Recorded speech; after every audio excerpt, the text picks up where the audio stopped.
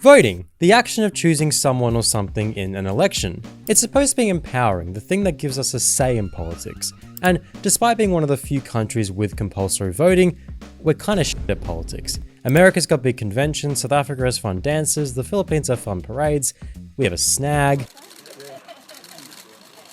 More importantly, however, despite being mandatory, voter turnout has declined to all-time lows in Australia. Less and less people are voting for the major parties, young people are becoming more and more disenfranchised. So, despite being a world-class democracy, why have these things which are key to healthy societies tumbled down? I did not shit my pants at an Engadine Macca's in 1997. I don't know where this has come from, but stop it. Typically, we're taught that during elections, political parties bring their ideas to the people, and the party with the best and most popular idea wins, and they get to implement these ideas. And most of the time, this actually happens. Most of the time, political parties keep most of the promises they make in the lead up to an election. But this is a bit misleading. This way of understanding politics makes it seem like voters have a lot of power, which may be completely at odds with how you feel in reality. I lead a government that is proudly pro-business. The reason why is because voting is but one input,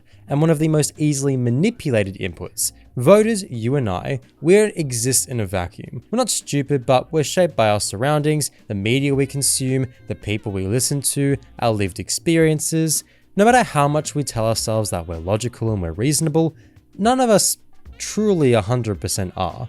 We can try and work on that, but we're human ultimately, and it's not a bad thing necessarily. And so what we vote for, what we view ourselves as, isn't intrinsic. Many people point to graphs like this to show that Australians are on average centre-right conservative. What then are all the inputs which make the average Australian identify as centre-right? Is this even a well thought out position? I mean, for example, for decades now, a large majority of people believe that big business has more power compared to trade unions, but then also think that laws should be stricter on unions. Voters, you and I, we're not dogmatic adherents to a political label. I mean, you probably know a family member, a friend, who you've thought, why do you believe this particular thing when like overall you seem more like a centre-left progressive, or like, why is this centre-right person pro-immigration? Why is this centre-left person skeptical of trans people? Everyone's a mishmash of inconsistent beliefs. And so this inconsistency makes our opinions more fluid than maybe we'd like to admit. We saw this in real time during the Voice to Parliament referendum, where support for the proposal initially polled quite highly, only to begin sinking dramatically in the following months. So then, what does shape our views? What shapes that one input, voting, something that is so malleable? Well, it begins at birth. We live in a society. We live in a society, and so many things we see and consume are biased in favor of that society. You grow up and your parents go to work to earn a living, to then go pay off the bills. They have to go put a deposit on a house and service a mortgage to pay off the rest. You get given a $5 note for the school canteen to buy a gingerbread man. Both parents work to earn a living, but you watch your mother in the kitchen earlier after work and your father come late home after work. You may watch TV shows or movies with great, unusually gifted individuals changing the world, usually from an American perspective, who are fighting off foreign, non-Western threats. You then get a job yourself, working casual or part-time, maybe saving enough to buy your own car, driving the same streets your parents drove you when you were younger. All of this may seem like basic, natural things that every person goes through, but these are fundamental things that begin to subconsciously construct the framework from which you view things. So for example, if you are a suburban middle-class white kid who grew up in a relatively nice neighborhood, a neighborhood which was predominantly white like you watch the news and you see bold headlines about a youth crime crisis, which shows these apex African gang members running across the street and causing havoc. That can really influence how you think. Subconsciously, you think about your own neighborhood and how nice it may have been, however wrong or right you are, and you see this as a direct threat to that ideal in your head. And there you go. Set up, action, consequence. That's how people's political identities, views, and perspectives are shaped. It's very fluid and dependent. And so, we can add influences or variables to the voting input here, and these influences are very much constructed. They're not natural features independent on humans. They can be changed. Moving to cities, creating neighborhoods that are more dense, where there's more ethnic diversity, actively makes people less racist, for example. Strictly racially homogenous neighborhoods actually harbor racist attitudes. This ties into another massive input, which is the media. The media sets the agenda, they report on things, they get to frame how they report on the facts. Many people think the media just lie to push an agenda, but that's very rarely the case. And it's a bit more insidious than that. Mainstream media can still manipulate and dictate the narrative to how they see fit without telling a single lie. They do this by reporting on a lot of things they want you to see, putting it in headlines or the first few words, plastering it all over their web pages, and conversely, keeping the parts inconvenient to the story buried away in paragraphs no one will read, or altogether just not report on it. Now, mainstream media is a bit more fractured than again is often portrayed. In Australia, you've got 9 Fairfax, 7 News, News Corp, and Murdoch's Media, just to name the big players. While they have competing interests to an extent, these big media conglomerates are all essentially corporatized. They increasingly get their revenue from advertising, so other corporations, they get their experts from vested interests, and so whether they intentionally do it or not, media is produced in the interest of preserving corporate power. First, the press is owned by wealthy men who have every interest in not having certain things appear, but second, the whole educational system from the beginning on through just gets you to understand that there are certain things you just don't say. Well, spelling these things out, that's perfectly correct. I mean, it's the first sentence is what we expand on. This is what I don't get, because it suggests that, I mean, I'm a joke, people like me are self-censoring. No, not self-censoring. There's a filtering system that starts in kindergarten and goes all the way through. And doesn't work 100%, but it's pretty effective. It selects for obedience and subordination. How can you know that I'm self-censoring? How can you know that you're journalists self-censoring. I'm sure you believe everything you're saying. But what I'm saying is if you believe something different, you wouldn't be sitting where you're sitting. To quickly illustrate what that is, imagine a workplace. Very basic. You've got the owner or the boss, and you've got the worker or the employee. Now, if you scale it up to big corporations, the ones who donate and supply these media companies, pay for ad space on these media companies, you can very quickly see where the shared interest lies. Let's take a recent example, the CFMEU. The CFMEU is a labor union, so people who represent the worker side of that relationship, and specifically the construction side of the union, were in a lot of trouble recently, where an otherwise pretty good investigative report was done on criminal and corrupt aspects within the union. That story took off like crazy. It was reported in unanimous terms across all social media platforms. And there was no lie told. There was genuinely unscrupulous and corrupt people and factions within the CFMEU that should be criticized, that should be punished, and this is by no means a defense of that. But very quickly, the media took that story and ran with it. They brought on representatives from the Master Builders Association, for example, an organization that directly represents the bosses and owners side of construction companies. They've even gone so far as to cite unpublished and private reports with no publicly available methodology from master builders as undisputed fact. And so this media storm of controversy and anti-CFMEU rhetoric prompted both state and federal governments and the Australian Council of Trade Unions to suspend the CFMEU from their ranks, cut off their donations, and even unilaterally sack democratically elected representatives of workers in the union regardless of guilt, in favour of an unaccountable administration. Here we can clearly see corporate media both directing the views and actions of major political parties like the Australian Labor Party and voters themselves. Voters become more distrustful of the CFMEU, and so the Labor Party sees them as electoral poison, distancing themselves as much as possible. We're not prepared to wait for this to wend its way through the courts with multiple legal challenges, and I don't think Australians want us to wait for that either. Conversely, much less people have heard about the endemic, disgusting, and absurd phantom fees charged by property management companies going towards kickbacks for insurance and building companies, and political parties have, I guess, not touched the issue at all. Undoubtedly, corruption in the strata sector will not be a talking point in this election. Likewise, media companies don't have to lie, and in fact, they've presented stories and releases favourable to the apartment owners suffering. But the lack of emphasis, day-to-day coverage, blasé headlines, etc. makes this issue received completely differently. So, as we can see, what the media prioritizes and decides to put in front of you can really dictate the direction political parties go in and the direction voters go in. And those priorities are often shaped, consciously or not, by vested interests. Of course, one of the biggest inputs people often talk about is lobbying and donations. Australia is somewhat opaque when it comes to lobbying and donations. 40% of political donations have no identifiable source, and the vast majority of lobbyists with unfettered and unregulated access from Parliament are from private companies. Obviously, respective governments, regardless of political parties, have to keep these private commercial interests happy. Peak bodies, which are essentially organizations representative of companies like the before-mentioned Master Builders Association, are more than willing to drop multi-million-dollar scare campaigns if they believe their business model and profitability is even slightly threatened. We saw this when Kevin Rudd tried to implement the resource super profit tax and when Bill Shorten campaigned on amending negative gearing. In fact, after Rudd was ousted by his own party, Julia Gillard, the next Prime Minister, immediately met with key representatives from the mining sector to draft a new comparatively toothless and loophole-ridden minerals profits tax. But direct lobbying and scare campaigns aren't the only thing that force political parties to act disproportionately in the interest of businesses. Because of that dynamic I mentioned before about boss and worker, the boss, the owner, by virtue of owning their business has the ability to stop and start production, the ability to fire workers and cause unemployment, etc.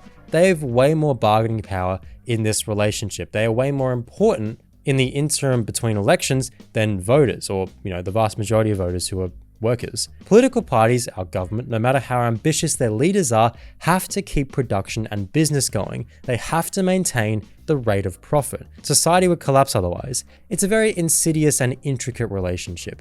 If you don't satisfy business interests and profitability enough, the interests of the owner class, that could mean mass unemployment, that could create bad inflation, which makes a very bad population and not a very favorable approval rating. And all of a sudden, businesses don't have to fund a scare campaign. They can just let the voters talk. That this is what the Reserve Bank is doing to the Australian Labor Party, which is an interesting little conspiracy theory for you.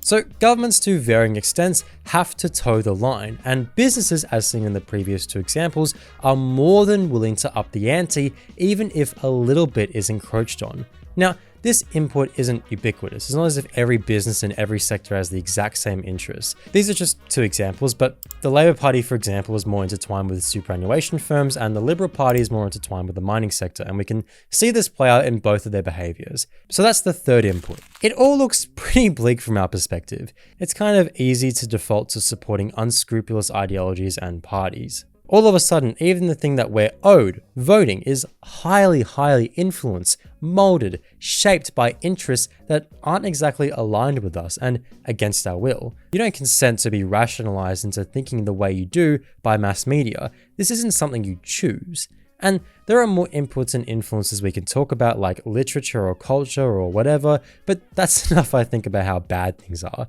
Today, obviously, as most Australians agree, big business has a lot of power. Most of you watching are working people. You work some kind of job with a boss or a manager or some kind of overseer. And while the relationship can get pretty complicated today with upper and middle management, the board of directors, stockholders, whatever, right? Fundamentally, everyone fits somewhere on this scale of worker and owner.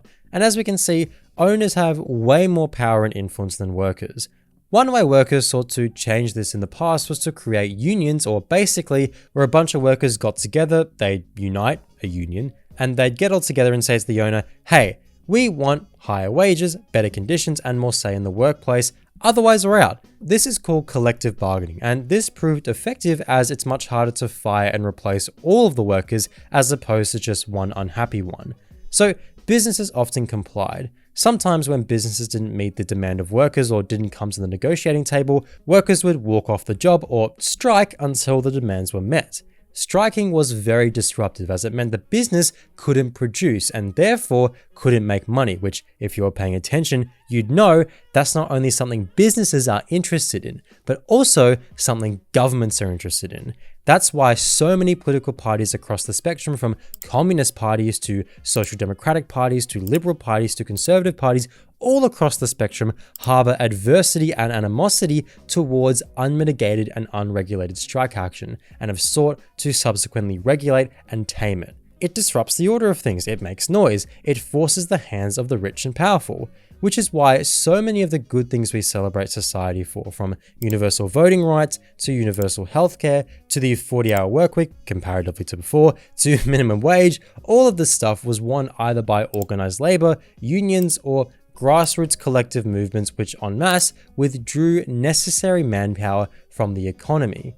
If you have lots of people not working or actively blockading key moving parts of society, the economy, you as a government are forced to come to the negotiating table and reconcile. It's a very potent way of getting governments to act, and act strongly. Voting rights in Victoria, for example, was arguably won by organised collective rebellions in the 1840s and 50s, culminating in the Eureka Stockade. And this is why the Australian Labor Party, in my opinion, is slightly better for the country than the Liberal Party.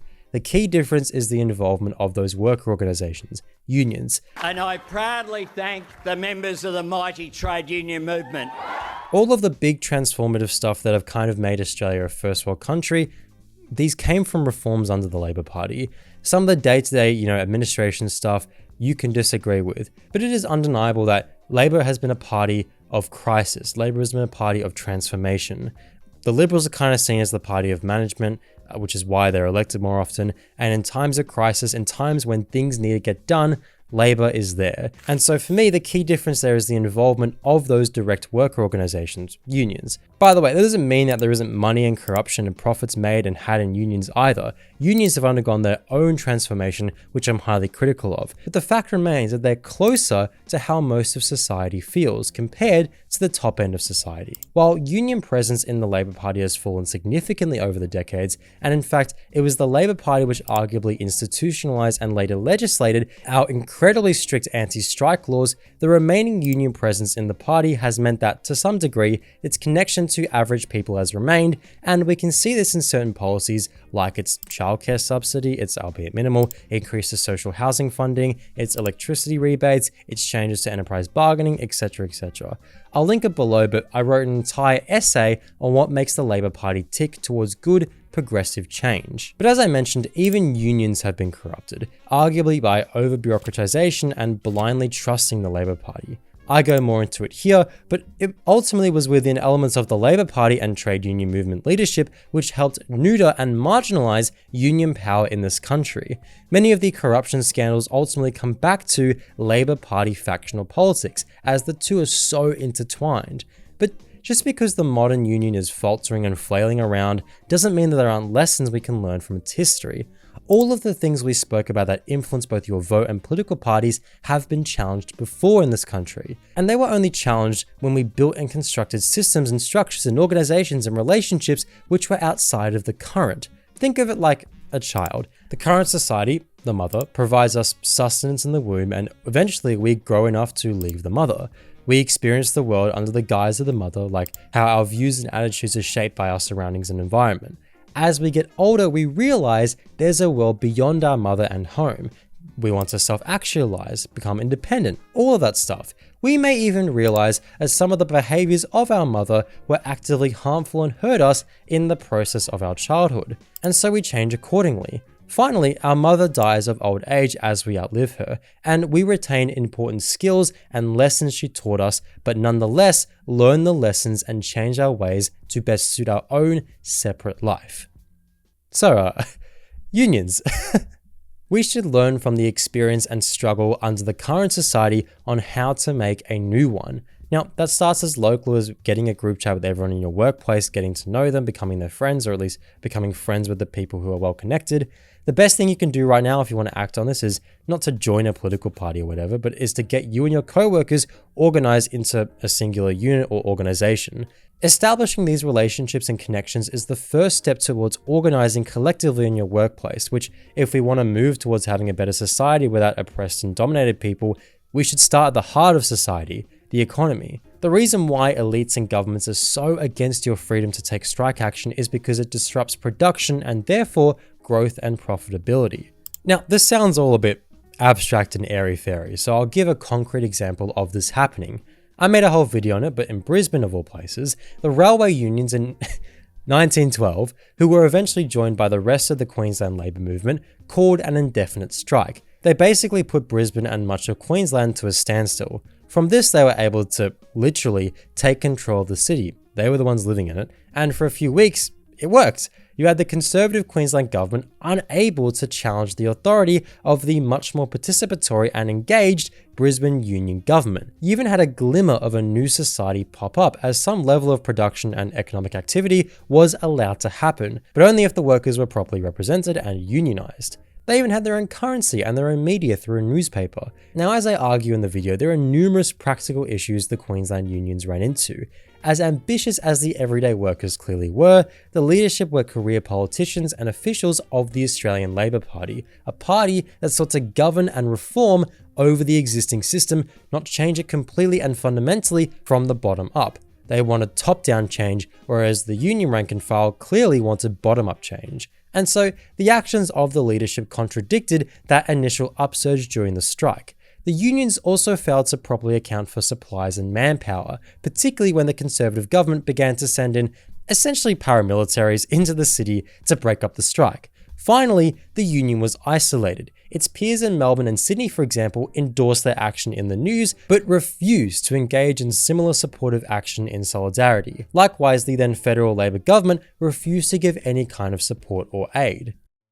For the sake of brevity and to do them more justice, I want to make specific videos about topics like housing, workplaces, the media and environment, etc., and how these things relate to constructing this new society in the old, building what I've called counterpower in the past. Right now, unfortunately, counterpower hardly exists. However, that doesn't mean that there aren't other inputs that exist right now that we can look to, even if they're not as effective and bold as, reconstructing the whole union movement or whatever.